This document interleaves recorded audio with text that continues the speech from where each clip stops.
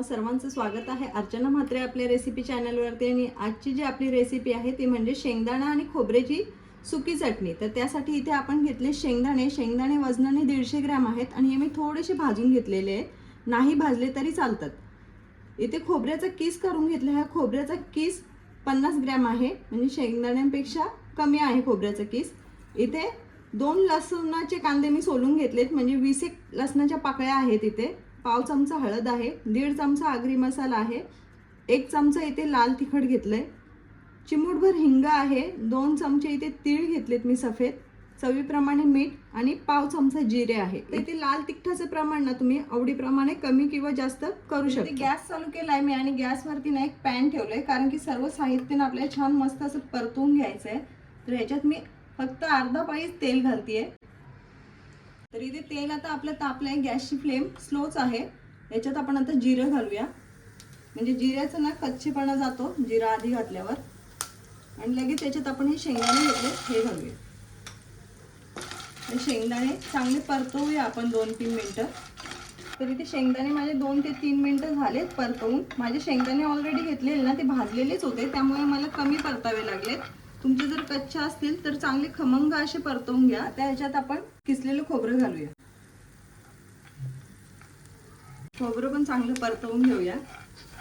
इथे खोबरं आपलं परतवून झालंय, खोबरं किसून घेतल्या कारणामुळे खोबरं पटकन असं लालसर होतं, खूप जास्त लाल नका करू। आता याच्यात आपण लसूण घालूया आणि तीळ सुद्धा मी आता याच्यात घालून घेते आणि हे पुन्हा परतवून घेऊया। आता इथे सर्व साहित्य आपलं ना मस्त परतवून झालंय। याच्यात आपण आता जे सुके मसाले घेतले आहेत ना ते घालूया। हळद घातली आहे, आगरी मसाला आहे आणि लाल तिखट। आता इथे गॅस मी बंद केलाय, बंद गॅस करून हे मसाले परतवून घ्या। आता हे मसाले ना आपले परतवून झालेले आहे। याच्यात हिंग घेतलेलं ना मी हिंग घालून घेते आणि आता हे मिक्स करून संपूर्ण साहित्य आपल्याला हे थंड करून घ्यायचंय। हे असं ना परतवून घेतलं ना की आपली चटणी ना चांगली महिनाभर सुद्धा छान टिकते। म्हणजे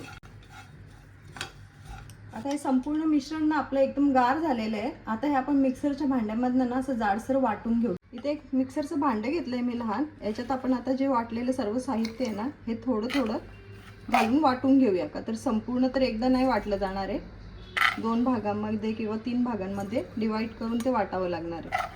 आता मी इतकं घालतेय आणि याच्यात मीठ घालून घेते। आता मीठ तुम्ही तुमच्या चवीप्रमाणे घाला, मी माझ्या अंदाजानुसार मीठ घालतेय। आता हे आपण जाडसर वाटून घेऊया। तर आता ही चटणी बघा मी अशी जाडसर वाटून घेतलेली आहे। आता याचप्रमाणे ना मी सर्व चटणी ती वाटून घेते आणि आपल्या अंदाजानेच मीठ घालून। तर इथे आपली मस्त अशी झणझणीत शेंगदाणा आणि खोबऱ्याची चटणी बनवून तयार झालेली आहे। अगदी कमी साहित्यात बनणारी आणि महिनाभर टिकणारी ही चटणी आहे। रेसिपी कशी वाटली जरूर सांगा, आवडली असेल तर लाईक करा, शेअर करा आणि चॅनलला सबस्क्राईब करायला विसरू नका।